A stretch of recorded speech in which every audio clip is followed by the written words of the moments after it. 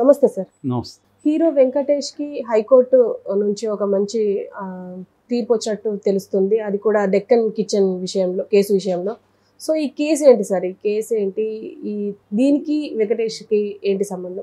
ఇది గతంలో మనం నాకు తెలిసి 2 సార్లు చెప్పుకున్నాము దీని మీద. లాస్ట్ డిసెంబర్లో కూడా దీని మీద కోర్టు వెంకటేష్కి, దగ్గుపాటి వెంకటేష్, దగ్గుపాటి సురేష్ బాబు, దగ్గుపాటి రానా, దగ్గుపాటి అభిరామ్ వీళ్ళందరికీ కూడా నోటీసులు ఇచ్చింది. వీళ్ళని అరెస్ట్ చేస్తారన్నట్టుగానే నాంపల్లి కోర్టు. అంటే ఇది యాక్చువల్గా ఏం జరిగిందంటే, గతంలో వాళ్ళకి ఫిల్మ్ నగర్లో ఒక సైట్ ఉంది. ఎవరికి? సురేష్ బాబు ఫ్యామిలీకి ఒక సైట్ ఉంది. ఆ సైటు ఖాళీగా ఉంటే దాన్ని ఒక అతనికి లీజుకి ఇచ్చారు, ప్రశాంత్ అనే అతనికి. అతనే మామూలుగా అతని అగ్రిమెంట్లో ఏముందంటే, ఈ లీజు సబ్ లీజ్ ఇవ్వకూడదు, నువ్వు ఎవరికి ఇవ్వకూడదు, నువ్వే యూజ్ చేసుకోవాలి, మళ్ళీ నువ్వు సబ్ లీజ్ అనేది ఇవ్వకూడదు, మాకు తెప్పకుండా ఇవ్వకూడదు అనేది ఉంది. కానీ అతను ఏం చేశాడంటే సబ్ లీజ్ ఇచ్చేశాడు. నందకుమార్ అనే అతనికి ఇచ్చాడు. నందకుమార్ అనే అతను దాన్ని ఆయనకి W3 hospitality services private limited అని ఒక సంస్థ ఉంది, దానికి డైరెక్టర్ ఆయన ఏం చేశాడంటే దక్కన్ కిచెన్ అని ఒక హోటల్ పెట్టాడు. దాన్ని అప్పట్లో కిషన్ రెడ్డి ఓపెన్ చేశాడు. అప్పట్లో అది పాపులర్ అయింది, దక్కన్ కిచెన్.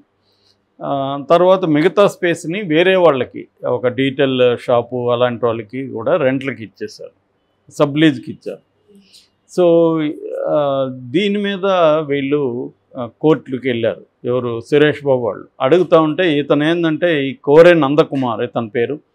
ఇతను గతంలో కూడా బీఆర్ఎస్ ఎమ్మెల్యేల కొనుగోలు విషయంలో కూడా నిందితుడిగా ఉన్నాడు. ఇతను కొంత లిటిగెంట్ అని చెప్తారు, బీజేపీతో సంబంధాలు ఉన్నాయి. సో ఇతను అందుకని ఇతను ఏమీ చేయలేకపోయారు వాళ్ళు. మామూలుగా అయితే ఎవరి ద్వారా, పెద్దవాళ్ళ ద్వారా ప్రెజర్ చేయించి ఇతన్ని ఖాళీ చేయించుంటారు. కానీ ఇతను కూడా స్ట్రాంగ్ క్యాండిడేట్. అందువల్ల వాళ్ళ సైట్ అయినప్పటికీ, వాళ్ళ అగ్రిమెంట్కి భిన్నంగా జరిగినప్పటికి కూడా సురేష్ బాబు వాళ్ళు ఏం చేసుకోలేకపోయారు. నిజానికి సురేష్ బాబు రియల్ ఎస్టేట్ చేస్తాడు ఆయన, ఇవన్నీ ఆయనకి తెలుసు. కానీ ఒక్కోసారి ఏంటంటే తెలిసినా కూడా మనం ఒక్కోసారి మనకు సరైన క్యాండిడేట్ దగ్గర ఇరుక్కుంటే ఏం చేయలేం. నేను లాస్ట్ దీంట్లో కూడా మామూలుగా చాలామంది ఏమనుకుంటారు, సురేష్ బాబు వెంకటేష్ అనగానే వీళ్ళే ఏదో చేసుంటారులే, వీళ్ళకి ఉండే సర్కిల్కి వీళ్ళెందుకు మోసపోతారు అనుకుంటారు. కానీ ఈ కేసులో క్లియర్గా మనకి, అంటే మనమేమీ ఇన్వెస్టిగేట్ చేయలేదు, కానీ ఓవరాల్గా పరిశీలిస్తే ఖచ్చితంగా సురేష్ బాబు వాళ్ళ వైపే న్యాయం ఉన్నట్టు కనబడుతుంది. కాకపోతే ఇక్కడ ఒక పొరపాటు ఏం జరిగిందంటే, ఈ దక్కన్ కిచెన్ని వీళ్ళకి నోటీసులు ఇచ్చారు ఖాళీ చేయమని, చేయకపోయేసరికి GHMC వాళ్ళు సండే వెళ్ళి కొట్టారు. అప్పటికి కోర్టు ఆర్డర్ ఉంది మీరు దీన్ని కూల్చొద్దని. మరి అది ఎందుకు చేశారనేది తెలియదు. దానివల్ల ఇది నందకుమార్ ఏం చేశాడంటే కోర్టుకి వెళ్ళాడు, హైకోర్టుకి, GHMC మీద ఇట్లా కూల్చారు వాళ్ళు అని. కోర్టు అప్పుడు ఏం చేసిందంటే దీన్ని స్టేటస్ కో పెట్టింది. అంటే మేము తీర్పిచ్చే వరకు ఇప్పుడు అక్కడ సైట్లో ఏ పరిస్థితి ఉందో అలాగే ఉండాలి. అంటే సైట్లో అది కూల్చింది, మొత్తం కూల్చలేదు, కొంతవరకు కూల్చి డ్యామేజ్ అయింది. సో దాంట్లో మళ్ళీ కట్టడం కానీ లేకపోతే ఫర్దర్గా కూల్చడం కానీ ఏమీ చేయొద్దని స్టేటస్ కో అంటారు, స్టేటస్ కో ఇచ్చింది. అయితే ఇచ్చిన తర్వాత కూడా ఈ నందకుమార్ ఏం చేశాడంటే అర్లీ మార్నింగ్ దాన్ని మళ్ళీ కన్స్ట్రక్ట్ చేసేసాడు. అంటే కోర్టు ఆర్డర్ ఉన్నా కూడా ఇతను చేసేసాడు. దీని మీద వెంకటేష్ ఇప్పుడు కోర్టులో పిటిషన్ వేశాడు. ఇలాగా ఇది కోర్టు ధిక్కరణ కిందకు వస్తుంది, మీరు స్టేటస్ కో ఇస్తే ఈ నందకుమార్ దాన్ని ఫాలో కాకుండా మళ్ళీ కన్స్ట్రక్షన్ చేసేసాడు అక్కడ అని వెంకటేష్ హైకోర్టులో పిటిషన్ వేశాడు. ఇప్పుడు అక్కడ జస్టిస్ లక్ష్మణ్ బెంచ్ దీన్ని విచారించింది. ఆ బెంచ్ దీని మీద GHMCకి నోటీస్ ఇచ్చింది, మీరు వెళ్ళి దీన్ని పరిశీలించండి, ఇది వెంకటేష్ చెప్తున్నది నిజమేనా అని వెళ్ళి పరిశీలించి విత్ ప్రూఫ్స్ మాకు పెట్టండి అని నివేదిక ఇవ్వండి. GHMC వెళ్ళి ఈ అర్లీ మార్నింగ్ ఎలా కన్స్ట్రక్ట్ చేశారు, ఈ ఫోటోలు, దానికి సంబంధించిన ఇతర వివరాలు, దాంట్లో ఆ కన్స్ట్రక్షన్లో పాల్గొన్న వాళ్ళ వివరాలు అవన్నీ తీసుకెళ్ళి కోర్టులో ప్రూఫ్ సబ్మిట్ చేసింది.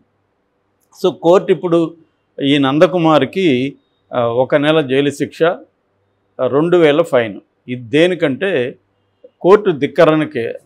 కోర్టును ధిక్కరించి నువ్వు కట్టావు కాబట్టి అనేది వేసింది. బట్ అప్పీల్కి కూడా ఇతనికి టైం ఇచ్చింది, 1 మంత్ టైం అప్పీల్ చేసుకోవచ్చు ఇద్దాం.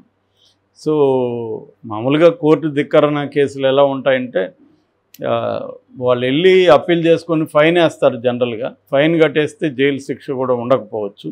ఒక్కోసారి ఆ కేసు గ్రావిటీని బట్టి తర్వాత ఆ జడ్జెస్ సీరియస్గా తీసుకుంటే శిక్ష కూడా సీరియస్గా పట్టే అవకాశం ఉంది. సో అలాగే ఇప్పుడు నందకుమార్కి అయితే శిక్ష పడింది. మళ్ళీ దీన్ని ఇప్పుడు ఎట్లా ఉందో కోల్చమని కానీ ఏమీ చెప్పలేదు కోర్టు, కట్టేసిన దాన్ని అట్లాగే ఉంచింది. మరి ఫైన్ పడుతుందా, ఇది ఎప్పటికీ వెంకటేష్ చేతుల్లోకి వస్తుంది అంటే ఇదే సమస్య కోర్టులతో మన దేశంలో. ఎందుకంటే క్రిమినల్ కేసులే 10 ఏళ్ళు 20 ఏళ్ళు పడుతున్నాయి. ఇంకా సివిల్ కేసులో, క్రిమినల్ కేసులన్నా అర్జెన్సీ ఉంటుంది, క్రిమినల్ కేసులు ఏం అర్జెన్సీ ఉంటుందని అనుకోరు. అందువల్ల సంవత్సరాలు అయిపోతుంటాయి. ఇప్పుడు వీళ్ళకి ఏంటంటే దాని వల్ల వచ్చే ఇన్కమ్ ఆగిపోతుంది.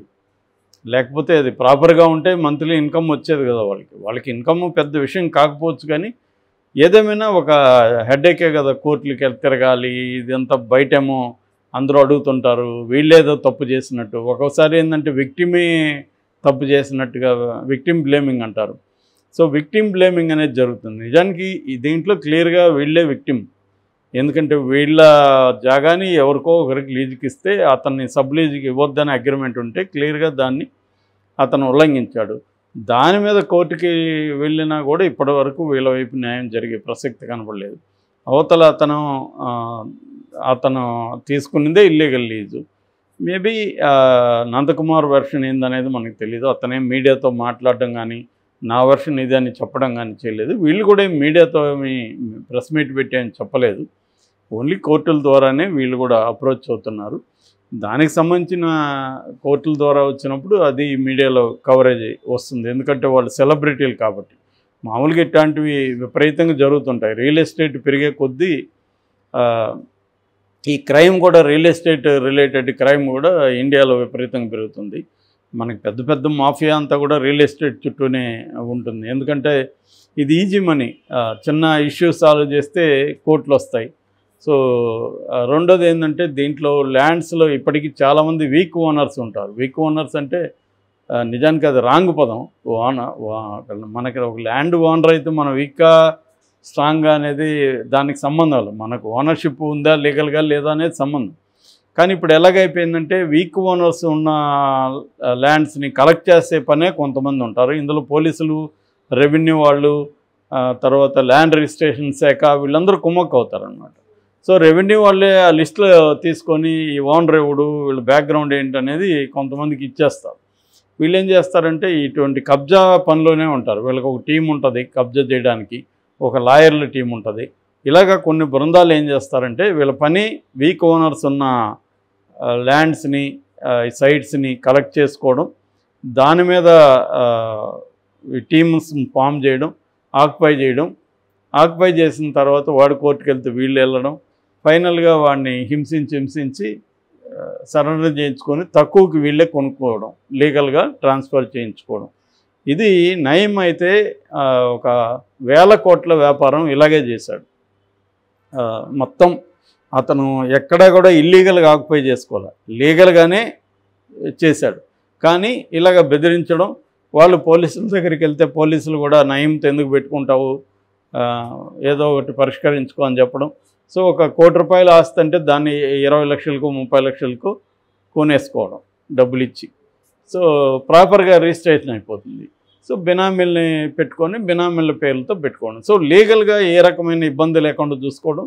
దీనికి కోఆపరేట్ చేసిన రెవెన్యూ శాఖకి, రిజిస్ట్రేషన్ ఆఫీసర్లకి, పోలీసులకి వాళ్ళ వాటాలు ఇచ్చేయడం. దాదాపు 250 నుంచి 300 మందికి మంత్లీ శాలరీలు వెళ్ళేవి నయం నుంచి